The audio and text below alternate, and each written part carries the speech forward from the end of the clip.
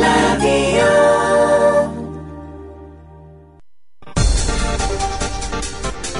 국민 라디오 아침 시사 프로그램 조상훈의 뉴스바.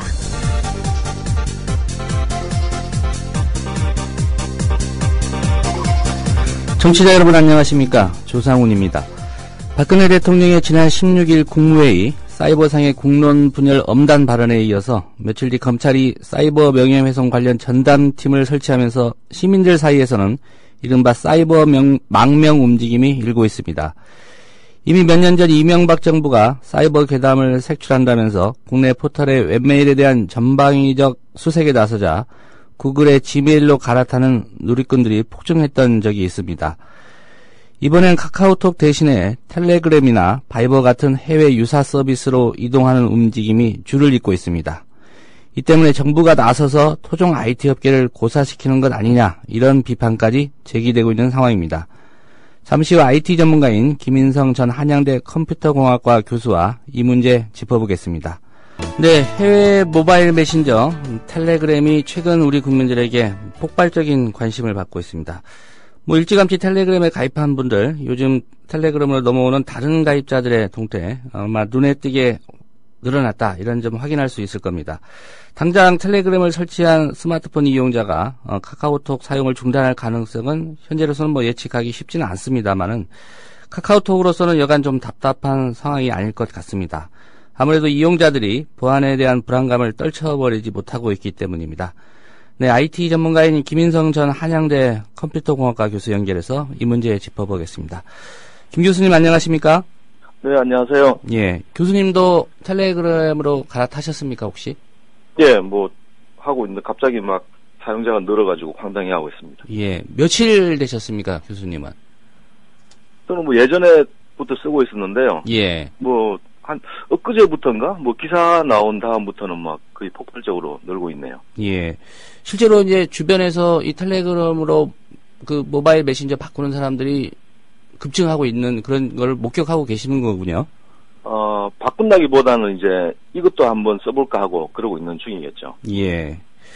왜 이런 현상이 빚어졌다고 교수님은 생각하십니까? 아시다시피 이제 예전에 이제 메일 검열하듯이 인터넷 검열이 이제 메신저까지 들어온다고 하니까 이런 소위 망명이라 그러나요? 예. 디지털 망명 현상이 일어나고 있는 것 같습니다. 예. 많은 기사들 보니까 이 부분을 좀 지적을 했습니다. 박근혜 대통령이 지난 16일 국무회의에서 한 발언이 있었고요. 네. 예, 사이버상의 국론을 분열시키는 이런 행위. 네. 한마디로 좀 엄단해야 된다, 이런 취지로 발언했고, 검찰이 이틀 만에 유관기관 대책회의도 가졌고요. 네. 예. 거기에 이제 민간 업체죠. 한마디로 카카오톡, 네이버 다음, 네이트의 간부들까지 참석했다고 하는데요. 네네. 네. 이런 움직임, 정부의 이런 움직임이 좀 영향을 줬다고 보시는지요? 그렇죠. 예전에 인터넷 실명제 같이 인터넷 안에서 이제 자유롭게 말하는 거를 다 부족하고 이런 것들이 실제로 있었기 때문에. 예. 그리고 사례로 말씀드리면은 정교조 수사할 때 7년 전에 저장했던 대용량 메일이 나왔거든요. 예. 대용량 메일이라고 하는 거는 아시다시피 기한이 한 달입니다. 한 달 만에 이게 사라지는데 한 3년 전에 받은 영장으로 7년 전 메일을 받을 수 있었다고 하는 게 밝혀진 사례가 있거든요. 이건 무슨 얘기냐면은 실제로 메일은 실시간으로 가시되고 있었다. 이런 것들을 국민들이 알고 있기 때문에 카톡 같은 경우에 대해서 예전에 어떤 교수님이 이렇게 범죄에 관련된 카톡 내용 삭제했는데도 복구한 사례가 생기고 해가지고. 예. 국민들은 알고 있죠. 이제 실제로 감춘다고 말하는 경우에 실제 그게 가능하다. 그리고 지금도 하고 있을지 모른다. 이런 불안감 때문에 이런 망명이 일어난다고 생각합니다. 예. 검찰이 주관한 이른바 사이버상의 허위사실 유포사범 엄정 대응을 위한 유관기관 대책회의요. 네네. 여기에 카카오톡이나 네이버 다음 네이트 간부들, 이런 민간 기업인데. 네네. 오라고 하면 가야 되는 그런 구조인가요? 그렇죠. 지금 제가 그 법적 정원에서도 얘기한 바가 있는데요. 그 실제로 그 인터넷 메일들 있잖아요. 예. 국내 그 포털들이 하는 메일은 그 영장에 의해서 그 실시간으로 감시되고 있는 중입니다. 영장을 제출하면은 내가 어떤 사람한테 메일을 보낼 때 그 곧바로 그게 검찰로 동시에 메일이 날아가고 예. 내가 받은 메일도 동시에 그게 검찰 쪽으로 이렇게 저장을 시키는 그런 구조를 하고 있거든요. 예. 뭐 그런 것들은 뭐 실제로는 이제 뭐 저기 영장에 의해서 해야 되지만 뭐 협조 공문이라든지 뭐 이런 편의적으로도 활용되고 있기 때문에 그 포털이나 이런 쪽에서는 그 정보기관이나 검찰, 경찰에서 요구하는 경우에는 뭐 협조하지 않을 수 없는 그런 상황이죠. 예. 아무래도 이제 말씀하신 대로 국민들의 불안감, 이거 내가 모바일 메신저로 주고받는 대화 내용 뭐 권력기관이 다 감시하고 있는 거 아니냐, 이런 불안감이 네. 제일 클 것 같은데요. 네네. 관련 업체들은 뭐 이거 말도 안 된다. 말씀하신 대로 뭐 영장을 제시해야 우리가 뭐 수사에 협조할 수 있는 거지, 함부로 그렇게 넘겨줄 수 있는 것도 아니고 그렇게 하지도 않는다, 이렇게 얘기하는데, 국민들은 이제 이 말 믿을 수 있느냐, 이런 입장 아니겠습니까? 일단 그 실시간 감청, 도감청 이런 거에 대해서는 이제 몇 가지로 생각해 볼 수 있는데요. 예. 일단 저기 통신사를 통해서 지나가는 모든 데이터를 보는 그런 그 어떤 그 능력이 있거든요. 그러니까 인터넷이라고 하는 것은 항상 다 감시되고 올 수 있기 때문에 지금 실제로 이제 심층 패킷 검사라고 하는 기구를 통해서 지금도 지나가고 있는 모든 데이터를 볼 수 있는 상황입니다. 현재도요? 네네. 예. 근데 이게 이제 그 우리가 뭐 어떤 메신저를 이제 일반적인, 그러니까 평문으로 우리가 쓴 그대로 이렇게 주고받는다면은 그런 장치 중간에서 이렇게 가로채는 거로는 모든 내용을 다 볼 수 있겠죠. 예. 근데 그런 업체들이 얘기하는, 메신저 업체들이 얘기하는 것은 그 암호화를 시켜서 주고받기 때문에 그런 식으로 이제 중간에서 가로채서 볼 수는 없다, 이런 얘기를 하고 있거든요. 예. 근데 이제 국민들이 두려워하는 것은 이 예전에처럼 이제 그 모바일 업체, 메신저 업체의 그 협조 공문이나 아니면은 영장을 통해서 그 요주의 인물이라고 생각되는 사람의 내용을 다 볼 수 있는 그런 구조가 있단 말이죠. 예. 그러니까 중간에 아무리 암호화를 하고 하더라도 그 메신저 업체 자체를 이렇게 그 접근하면은 모든 서버에 있는 모든 데이터를 볼 수 있기 때문에 예. 그런 두려움이 있는 거죠. 예. 근데 이제 그 외국 메신저 같으면은 그 최소한 이제 그 암호화돼서 주고받고 서버가 외국에 있다면은 이제 그 검찰이나 경찰이 쉽게 이렇게 데이터를 가져오지 못하기 때문에 예. 이제 그런 그 약간의 그 어떤 그 보안적인 면에서 외국으로 나가는 게 더 안전하다, 다들 그렇게 생각하고 있는 거죠. 예. 상대적으로 안전하기 때문에 차라리 해외 그 모바일 메신저 서비스를 이용하는 게 낫겠다. 네, 그렇죠. 그렇게 판단할 수 지금 있다는 뭐 거죠. 저기 진보 쪽 그 어떤 사람들을 감시할 때 이 사람이 그 우리나라 메일을 안 쓰고 뭐 외국 메일을 쓰기 때문에 예. 뭐 지메일을 쓰기 때문에 불온한 사람이다, 뭐 이런 식으로 판단할 정도니까 예.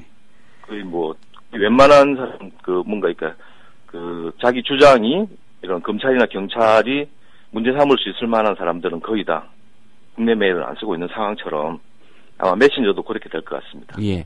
이 텔레그램이라는 이 모바일 메신저 프로그램은 어느 나라에서 만든 겁니까? 뭐 독일이라는 보도도 있고 러시아 쪽이라는 보도도 있어서 제가 좀 궁금해서 여쭤보겠습니다. 예, 제작자가 러시아 사람이라서 이제 러시아 제품이다, 이런 얘기도 하고 있고요. 예. 그다음에 그 사람들이 일하고 있는 곳이 뭐 독일 베를린이라고 하더라고요. 예. 그래서 이제 베를린 독일 제품이다, 이런 얘기도 하고 있는데 예. 뭐 인터넷 시대니까 뭐 어느 나라 제품이다 하는 크게 중요한 것 같지는 않고요. 이게 이제 보안성이 있느냐 없느냐 뭐 이런 거를 이제 따져봐야죠. 예.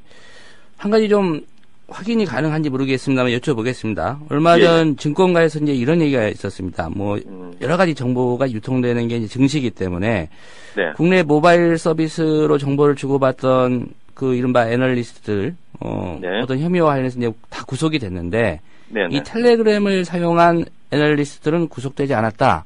뭐 이런 소문이 퍼졌는데 이 사실 여부를 떠나서 보안성 측면에서 이렇게 좀 차이가 실제로 납니까?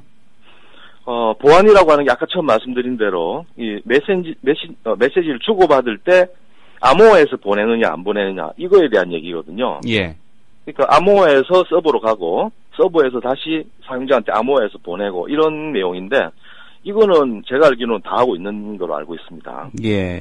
그러니까 그 중간에서 가로챌 위험은 없는 거죠. 근데 이게 이제 그 카톡 업체 이름 말하긴 그런데 그러니까 국산 메신저가 사용자의 어떤 그런 내용은 다 알려지고 외국 메신저 내용은 알려지지 않았다고 하면은 예. 이거는 이제 아까 말씀드린 대로 그러니까 그 중간에서 가로챈 게 아니고 업체에 대한 데이터가 접근성. 저장되어 있는 업체 서버를 접근을 했다 이렇게 생각할 수밖에 없죠. 판단이 좀 가능하실지 모르겠는데 여쭤보겠습니다. 아르바이트 전문 포털 알바천국이 전국의 10대에서 60대까지 그 SNS 이용자 한 2천여 명 대상으로 조사한 건데요. 네네. 말씀드리는 그 서비스 중에서 교수님이 보시기에 좀 확실하게 보완이 되고 있는 메신저가 있다. 그러면 좀 꼽아주시면 어떨까라는 그런 생각에서 좀 준비를 해봤는데요. 네. 카카오톡, 페이스북, 카카오 스토리, 트위터, 또 밴드라는 거 있고요. 또 라인 있습니다. 그다음에 인스타그램이라는 그 서비스도 있고요. 마이피플 있는데 개인적으로 보시기에 전문가시니까 이 중에서도 그래도 보안적으로 좀 안심할 수 있다라는 거 혹시 평가 가능하시겠는지요? 일단 아까 말씀드린 대로 이제 분류가 두세 가지가 되겠는데요. 예. 처음에 이제 그 완전히 주고받는 메시지를 암호화하지 않고 나가는 그런 메신저가 이제 인스타그램 같으면은 그게 사진이나 동영상 같은 것들이 암호화되지 않고 나간다고 하는 게 알려져 있거든요. 예. 그 다음에 이제 그 암호화되고 거의 다 지금 말씀하신 거는 거의 다 그 서버하고 사용자 간에 암호화가 돼서 왔다 갔다 하는데. 예. 그게 이제 국내 서버가 있느냐, 외국의 서버 있느냐 이렇게 이제 판단할 수 있죠. 예. 그러니까 지금 안타까운 거는 국내에서 성공한 그런 업체들, 이런 업체들은 그 수시로 검찰이 이제 영장이나 협조 공문으로 데이터를 가져가기 때문에 안전하지 못하다 이렇게 말씀드릴 수 있고요. 예. 지금 말씀하신 것 중에 업체 검명하기는 그런데 국내 서버가 있는 업체 그런 것들은 그렇습니다. 예. 그다음에 지금 네이버 라인 같으면은 서버가 일본에 있기 때문에 아직은 안전하다고 볼 수 있죠. 그러니까 예. 서버가 뭐 한국에 가지고 들어오겠다 이런 얘기도 있던데 아마 이런 일이 생기면 아마 들어오게 될 겁니다. 예. 그러니까 지금 게임 업체들이 지금 그 외국으로 다 나가듯이 우리나라 그 이런 메신저 업체들도 결국은 그 경쟁력을 위해서 외국으로 나가야 되는 이런 황당한 상황이 생기고 있는데요. 예. 지금 말씀하신 것 중에서는 그 두 가지로 분류될 수 있죠. 그러니까 그 서버가 외국에 있느냐, 예. 아니면 한국에 있느냐 이거로 판단할 수 있고요. 예. 뭐 인스타그램 같으면은 그런 걸 떠나서 가장 기본적인 보안이 제대로 안 되고 있는 것 같다. 이런 예. 판단입니다. 앞서 좀 언급을 하셨습니다. 정부의 이런 뭐 과도한 SNS에 대한 어떤 통제라든가 감시 움직임 이게 결국 국내 IT 업계 고사시키는 거 아니냐 이런 지적도 있는데 정부의 이런 대응들 좀 어떻게 보십니까? 네, 그렇죠. 지금 카카오톡이 무섭게 성장하다가 한번 꺾인 게 그걸 쓰던 어떤 교수가 그 범죄 했던 그 카톡 메시지를 복구했다 이런 소문 때문에 외국에서 사용률이 극히 떨어졌거든요. 예. 그러니까 지금 뭐 제가 알기로는 저 문재인 후보하고 박근혜 후보가 그 공약을 냈을 때 거의 대부분이 IT 활성화에 대한 내용이었거든요. 경제 예. 활성화가. 지금 창조 경제라고 하는 것도 거의 다 이제 어떤 그 아이디어를 가지고 그 경제를 일으키는 그런 내용이잖아요. 예. 지금 그걸 실제로 하고 있는 이런 국내 메신저 업체들, 이런 업체들에 대한 경쟁력을 우리 스스로 이제 깎아내리고 있는 중이죠. 예. 그러니까 지금은 이제 내수보다는 외국 사용자들이 늘어가고 있는 추세인데. 예. 오히려 정부가 지금 그런 면에서는 좀 업체들을 위축시키고 있다 이런 지적이시군요. 그렇죠. 지금 같은 경우에 그런 식의 보도들이 외국에 나가면은 당장 지금 한 가지 말씀 안 드린 게 뭐냐면은 그 평문으로 이제 왔다 갔다 하는 거, 중간에서 가로챌 수 있는 메신저와 그 다음에 서버 쪽을 이제 그 감시해서 볼 수 있는 메신저가 있고요. 예. 그런 것들이 지금 아까 말씀하신 뭐 페이스북이니 뭐 거의 다 그렇습니다. 근데 지금 지금 문제가 되고 있는 메신저가 이름이 까먹었습니다. 텔레그램. 텔레그램이요. 텔레그램 같으면은 뭘 보장해 주냐 하면은 나와 상대편 둘만 알 수 있는 형태로 암호화시키는 예. 마지막 방법을 쓰거든요. 그러니까 중간에 가로챌 수도 없고 서버 쪽에 있는 데이터를 가져가도 내용을 확인할 수 없고. 예. 그다음에 양쪽 사용자만 알 수 있는 형태로 암호화시켜서 보내는 종단간 암호라 그래. 엔드 투 엔드 암호화라 그러는데. 예. 이거를 보장해 주기 때문에 지금 텔레그램이 인기를 얻고 있는 겁니다. 그 보안성이 강한 메신저라고 하는 얘기가. 예. 그러니까 결국은 어떤 우리나라 정부가 우리나라 인터넷 업체의 성장을 가로막고 있으니까. 예.